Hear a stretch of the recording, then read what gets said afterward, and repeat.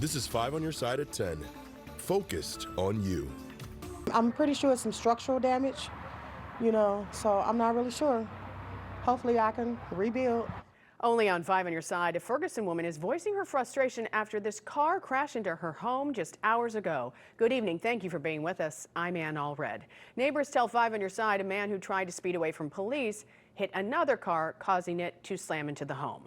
Our Robert Townsend was the only reporter there when the homeowner saw the damage firsthand. A Ferguson mom came home Friday afternoon to one heck of a shocker that left her shaking her head. As far as we can get in. It was crazy. It was surreal. Leandra Hinton stepped inside her living room only to see her floor covered with a huge pile of bricks, her 3 glass windows now boarded up, and her sofa pushed back. I would have been laying on the couch watching TV. But fortunately, she and her 22-year-old daughter weren't home when neighbors say an SUV smashed through the family's home on North Florissant Road. I found out from you. I was getting my car detailed and you called me. I thought you were going to say something other than this. Neighbors say a man in a black Cadillac caused the wild wreck during an attempted traffic stop with Calverton Park police. He was getting stopped by the police or whatever, and he tried to do a U-turn. Neighbors and witnesses say the driver's Cadillac hit an oncoming SUV and forced that female driver to lose control. The SUV ran off the road across Leandra Hinton's front lawn and right into her home. By the time I got here, they had him in handcuffs. This is crazy.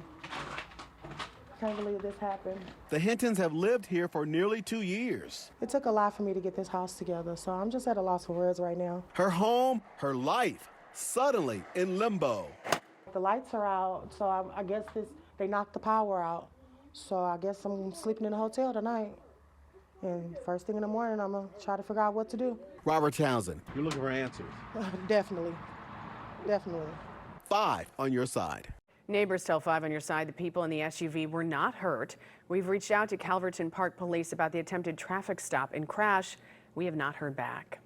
After a record high on Wednesday, it's feeling more like fall again. Chief Meteorologist Scott Connell joins us with our weather first forecast. Scott? We didn't quite make it to 60 degrees today. Close, but not quite there. Still, all in all, a good day for this time of year. It is November after all, and plenty of sunshine today, light winds. Tonight, skies are clear. It's chilly. We're getting cool quickly as temperatures in the outlying areas are dropping back into the 30s. It's 45 degrees now at last check from Lambert, but look out towards Sullivan and Warrenton. Already down to 34. Same in the Chesterfield Valley as well as DeSoto, 35 in Litchfield. It's going to be a cold start tomorrow morning for sure. There's no doubt about that. Overnight temperatures dropping into the 20s away from town, mid-30s in St. Louis. But it's a quiet, seasonable weekend for your Veterans Day tomorrow. No significant rain in sight. We'll talk about when that might change and a more detailed look at your weekend ahead in just a few minutes, Ann. Now to a story you'll see only on 5 on your side. A rideshare driver is speaking out just days after he and one of his customers were held at gunpoint in Kirkwood. 5 on your side's Brent Solomon is live at Kirkwood Police headquarters with what he's learning. Brent? And 10 years as a driver, and the man who asked we not identify him says he's never had a scare like this before. He had just picked up one customer. He had arrived at the next customer's home, and then this happened. It was just before 4 in the morning, Wednesday, here on Hartman Court in Kirkwood. So all of a sudden, some headlights popped up behind me. A rideshare driver had just arrived at his next customer's home. I just heard bang, bang, bang, somebody banging on my window. Another person pointing a gun at one of the customers in the car, both of them wearing masks. And the guy is telling me to get out the car, get out the car. That's when the other woman he went to pick up came out of her home. Her garage door opens. She doesn't know what's going on. She's just coming out to get in my car. The bad guys took off in the car they pulled up in. They don't want anybody witnessing the act because somebody may actually see the vehicle that he drove up in, and if they're smart enough, they may catch a plate. Personal safety expert Michael Barberi has seen this happen before. Recently, he's seeing it more often with rideshare drivers. Now, instead of robbing them, they're stealing their vehicle. They're not out joyriding. They're out looking for a quick shop or a gasoline station or something else to rob, or an individual to rob. His advice, unless you're trained to put up a fight, don't. Why lose your life over a car? I mean, you can replace everything except your life. If that young lady wouldn't have opened up her garage door, there's no telling what would have happened. Fortunately, no one was hurt here. That driver a bit shaken up. He returned to work the next day. He told me he has to make a living. Police here now looking into the bad guy's car in connection with other crimes they've seen in the area. Live in Kirkwood, Brent Solomon, 5 on your side. Within the past hour, charges were issued in a deadly shooting inside a North County business. St. Louis County police officers responded to E-Class Salon on West Florissant Avenue just after 11 this morning. Police say the suspect, Nolan Ryan Thomas, walked inside and got into an argument with the victim. That's when Thomas punched him in the face and shot him. Thomas escaped but was quickly arrested and a weapon was located. He's being held on a $500,000 cash-only bond. Right now, the victim has not been identified. Tonight, a Crystal City man is charged with murder after a road rage shooting in Fenton. This happened on Highway 141 in Gravois Bluffs just before 8 o'clock this morning during the morning rush. According to court documents, Robert Mulkey and the victim stopped their cars and got into an argument. The victim flicked a cigarette at Mulkey's face and was returning to his car when Mulkey shot him in the back. The victim was taken to the hospital where he died. Mulkey remains in jail on a $500,000 bond. Developing tonight, police are trying to figure out what caused a shootout at the Independence Center Mall, hurting 4 people. Police say shots were fired this afternoon between 2 groups of people at the mall. One victim was shot in the head and is in critical condition. The other 3 have what police say are serious but non-life-threatening injuries. One witness talks about how disorienting it all was. It felt like it was about 10, 15 minutes, like it was just a long dream. And it's funny because it's like, well, it's not funny, but I don't remember grabbing my stuff because like you see, I got my bag, I got my headphones, I got everything. And it was just a really surreal moment. 3 suspects have been taken into custody after they tried to drive away from the scene. A St. Louis coffee shop and restaurant is temporarily closed due to lead contamination. Brew Tullum Specialty Coffee Experience posted on Facebook that an inspection found lead dust inside the Delmar Boulevard business and HVAC system. The owners say they're now working with multiple agencies to address the environmental hazard. The coffee shop has a GoFundMe page up now as they work to resolve the issue. You can find that link on KSDK.com. Filming continues on the new movie, On Fire. Production on the film, based on the life of St. Louisan John O'Leary, took place at St. Louis University. It's one of the many settings filmed in our city. O'Leary, who attended college at SLU, was on set today to film his cameo for the upcoming movie. And some SLU students got involved as well.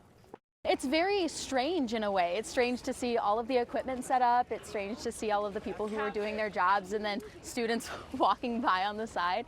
But it feels like a little bit of home, so it's almost comfortable.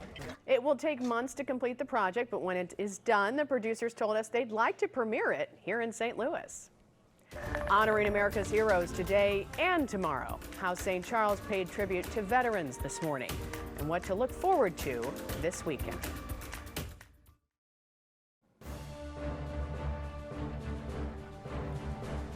Communities across the country are honoring our veterans this weekend. That includes a special tribute in St. Charles County. This morning, 7th graders at Assumption Catholic School in O'Fallon hosted a special mass for local veterans.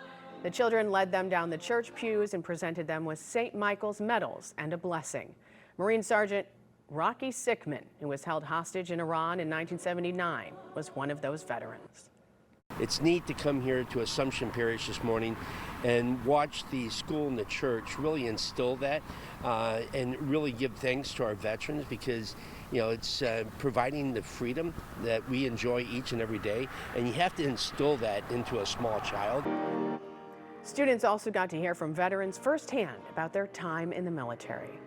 Tomorrow you can honor veterans at the annual parade through downtown. The 5 on Your Side live bus will join the parade down Market Street. It starts at 10:30 tomorrow at 18th and Olive. It will pass the Soldiers Memorial Military Museum and end at Tucker. There is lots more to do this weekend for Veterans Day, and to find a full list of events and discounts around St. Louis, just text the word veteran to 314-425-5355 and we'll send you a link. Chief Meteorologist Scott Connell joining us now with more on your Weather First forecast. And Veterans Day looks like it's going to be pretty quiet weather-wise for us.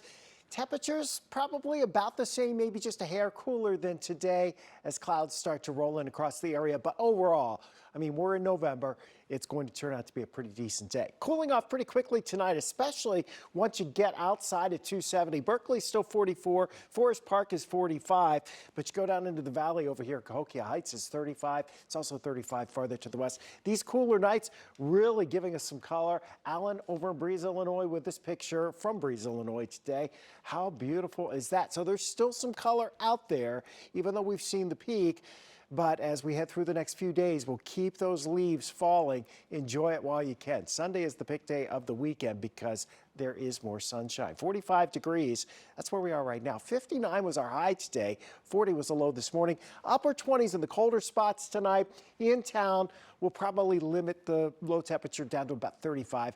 And that's where we'll start early tomorrow morning before we take off from there. Skies are mainly clear here. There are some clouds up into Iowa, clouds down to our south. This system back here across parts of Texas into Oklahoma, that's going to try to bring clouds our way tomorrow, but that rain, it's not going to make it here. The air's just simply too dry. 35 degrees out the door.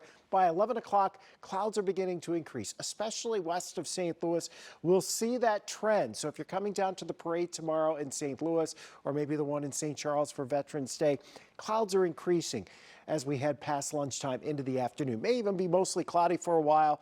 That limits just how warm we get tomorrow. So we're thinking mid-50s for highs, just a couple of degrees off of where we were today. It'll be chilly again tomorrow evening, and Sunday morning we will have cleared out, starting at 39 degrees. But Sunday, pick day of the week, winds turning more to the south-southeast at 6, should say pick day of the weekend. We will climb back above 60 degrees during the afternoon hours in St. Louis with all of that sunshine. Your next 10 days, well, you can see the clouds on the increase for tomorrow. They're here tomorrow evening. Then the sun's back Sunday. Monday, Tuesday, Wednesday, warm days. You're looking at the next chance for rain towards the end of the week into next weekend, and perhaps it'll get a little cooler after that. Going to the Illinois game tomorrow up in Champaign. Temperatures on the chilly side only in the 40s. Heading to Columbia, Mizzou game. Well, it's going to be increasing clouds there, Ann, and temperatures back into the 50s. So it looks like at least a light wrap for those games tomorrow. All right. Thank you, Scott. And thank you for joining us for your news at 10. Corey Miller and Annie Kroll join us now with 5 on your sideline.